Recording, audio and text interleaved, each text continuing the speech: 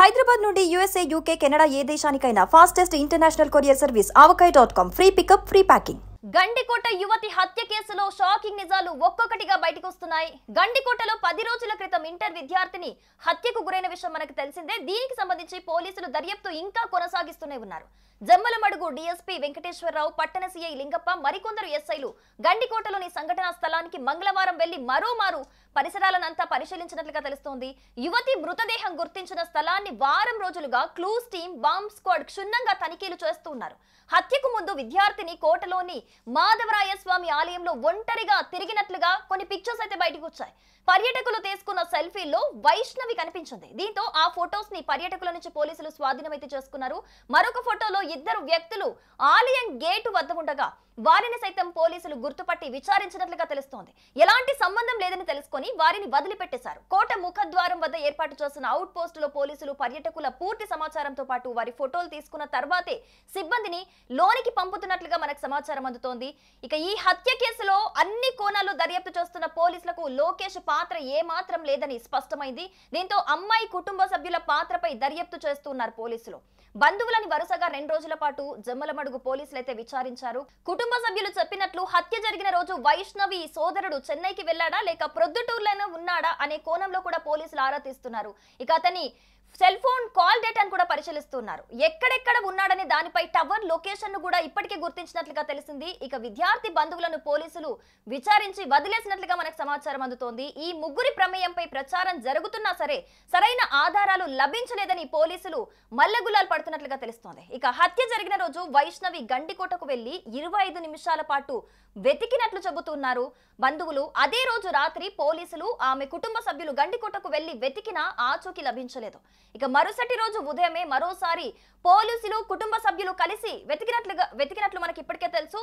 ముళ్ళ పొదల్లో ఉన్న మృతదేహాన్ని ఆమె బంధువులు గుర్తించినట్లుగా మనకి ఇప్పటికే సమాచారం ఉంది.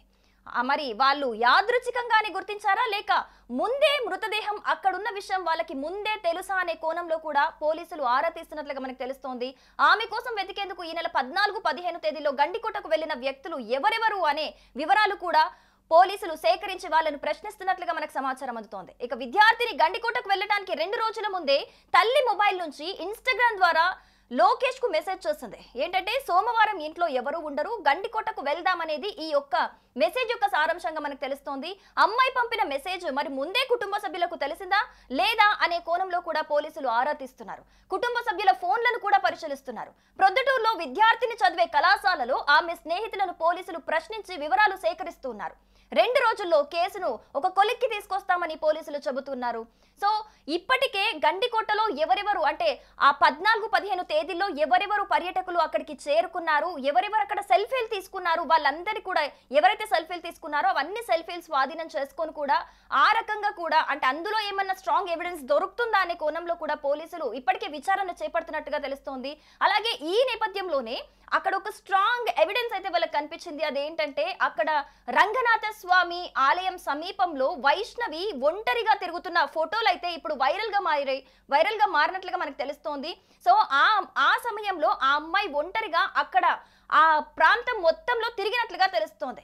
మరి ఇదొక స్ట్రాంగ్ ఎవిడెన్స్ గా అయితే పోలీసులు స్వాధీనం చేసుకున్నట్లుగా తెలుస్తోంది. అలాగే ఎవరెవరైతే అంటే మెయిన్ గేట్ వద్ద కొంతమంది సెల్ఫీలు తీసుకున్నారు, అక్కడ కూడా వైష్ణవి కనిపించినట్లుగా తెలుస్తోంది ఆ సెల్ఫీలలో. సో వాళ్ళని కూడా ఒక్కసారి విచారించినట్లుగా పోలీసులు చెబుతూ ఉన్నారు.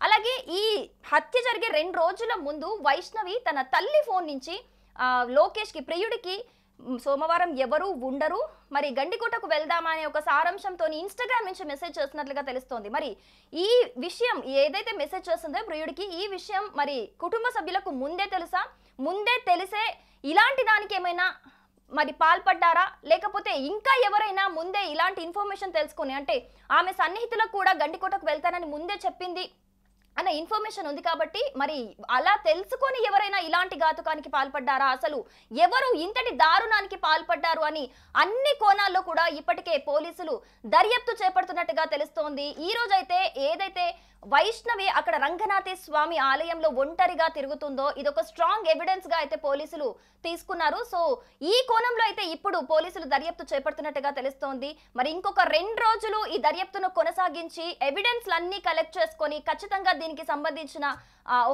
ఈ కేసును అయితే ఒక కొలిక్కి తీసుకొస్తామని ఇప్పటికే పోలీసులు వెల్లడించారు. సుమన్ టీవీలో మీ పర్సనల్ అండ్ బిజినెస్ ప్రమోషన్స్ కోసం కింది నెంబర్కి కాంటాక్ట్ చేయండి.